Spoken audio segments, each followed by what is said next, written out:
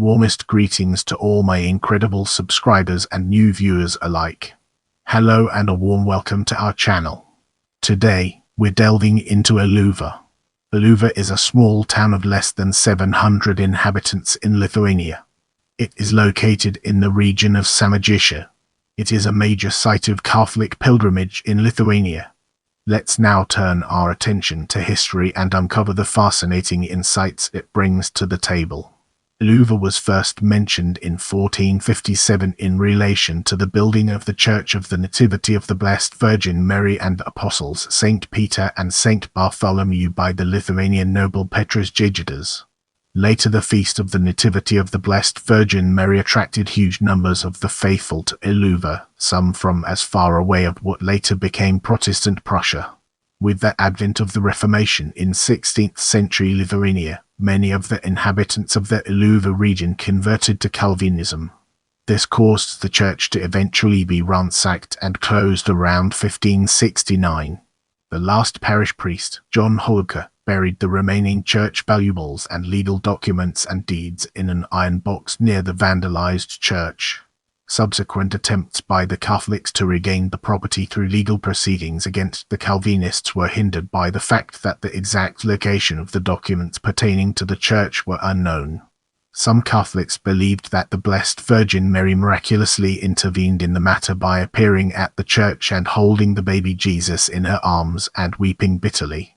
The founding documents of the Catholic Church were found shortly after the apparition, and in 1622 the Catholics reclaimed the church. The famous feast of the Nativity of the Blessed Virgin Mary resumed in a small wooden church on the site of the apparition, and the icon of the Blessed Virgin Mary with the Divine Child became renowned as a source for miracles. The current-day Basilica of the Nativity of the Blessed Virgin Mary was erected on the site in 1786. The devotion to Our Lady of Šiluva was suppressed once again during the partition of Lithuania, since the event had become a venue for sharing Lithuanian religious and secular books that were smuggled in from Prussia in spite of a Tsarist ban of any Lithuanian publications in Latin characters. Following the restitution of Lithuania's independence in 1918, the celebration in Šiluva was reinstated and took on special significance. After the Soviet occupation of Lithuania in 1940, a policy against popular religious traditions was implemented.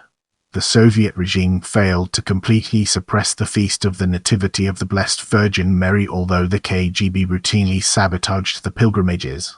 An example of the Soviet interference occurred during the pilgrimage in 1979. When the government blocked all of the roads to Šiluva under the pretext that an epidemic of swine fever was rampant in the vicinity. Throughout its turbulent history, Šiluva has remained the spiritual center for the Catholic faithful from many parts of Lithuania. The Feast of Šiluva has experienced a tremendous revival following the reestablishment of independence in 1990.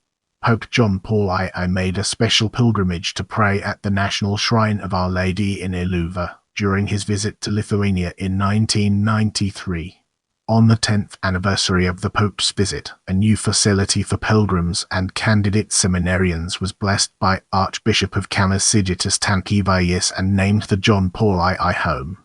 Lithuanians in the diaspora also hold a strong devotion to Our Lady of Šiluva, so that there is a significant chapel dedicated to Our Lady of Šiluva in the United States. I love interacting with my viewers, so leave me a comment and I'll do my best to respond.